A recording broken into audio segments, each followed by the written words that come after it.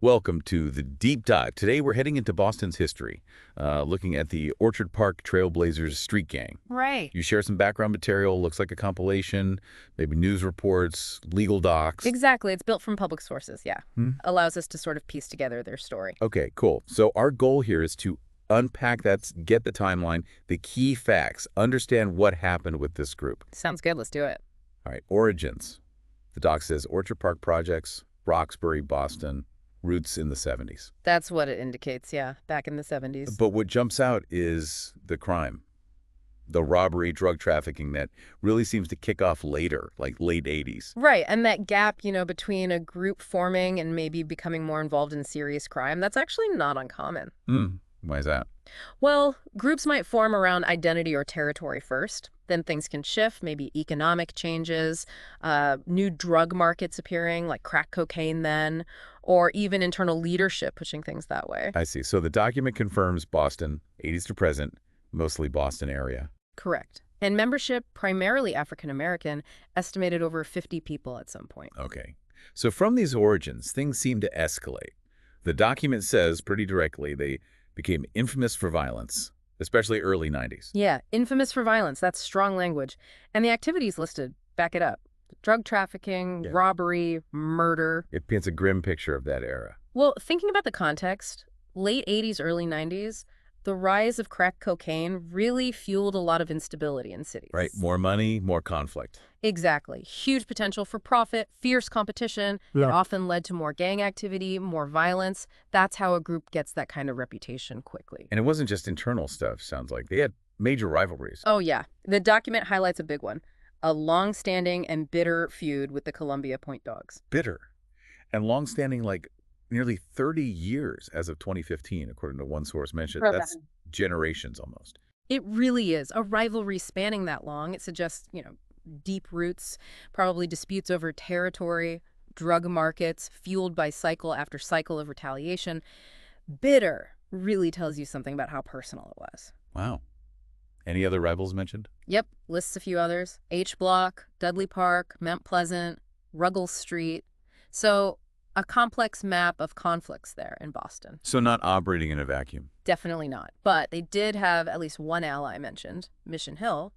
So you see these shifting alliances, too. It really is like mapping an ecosystem, isn't it? With its own conflicts, alliances. That's a good way to put it. Okay, so with all this activity, the violence, the drugs, law enforcement obviously got involved. Unsurprisingly, yes. The document says Boston PD started tracking the Trailblazers in the early 1990s, right around when they were becoming infamous. Makes sense. That's standard procedure. As a gang gets more visible, more violent, law enforcement resources focus in. Intelligence gathering, tracking key players. It shows they were on the radar for quite a while. And that tracking led to action. There's mention of a crackdown in the mid-2000s. What does crackdown typically mean in this context? Well, crackdown usually means a more intensive, coordinated push. So maybe more surveillance, targeted arrests, focusing on leaders or specific operations. Basically, a broader strategy to disrupt the gang's influence. And we have details on some specific major legal actions. First big one seems to be 1997. Right. April 11th, 1997, a federal indictment. 14 members charged federally, conspiracy to distribute crack cocaine and distribution itself. For listeners, that conspiracy charge is a big deal, right? Means they believe they were working together. Absolutely.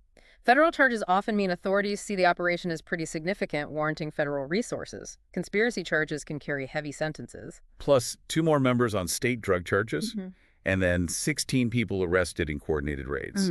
Roxbury, Dorchester, federal, state, local police all involved. That level of coordination is key. It suggests a major planned effort to hit the group hard simultaneously, probably to prevent people from scattering or tipping each other off.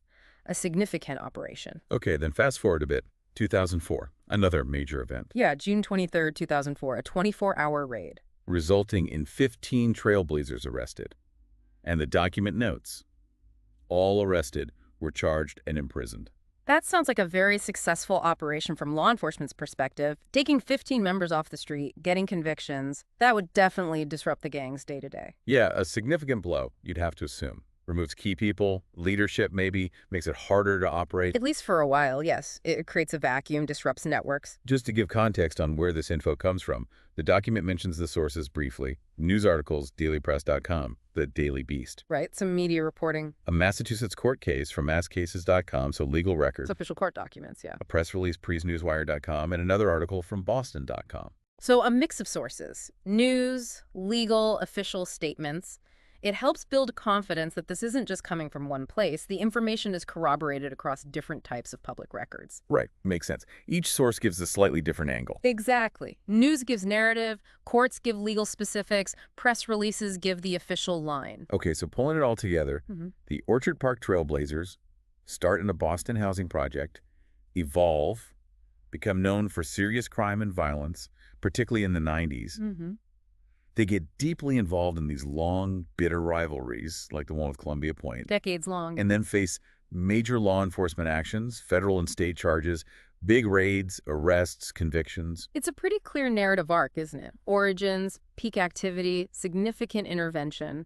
The sources really paint a picture of a group that made a big impact and drew a strong response. It definitely does. Yeah. Which I suppose leaves us with a final thought to mull over. Considering this whole timeline, the origins, the peak violence, the intensity of the police response, what factors actually allow groups like this to persist for so long in a community? And conversely, what really drives their decline or forces them to change? It makes you wonder about those deeper forces at play, doesn't it?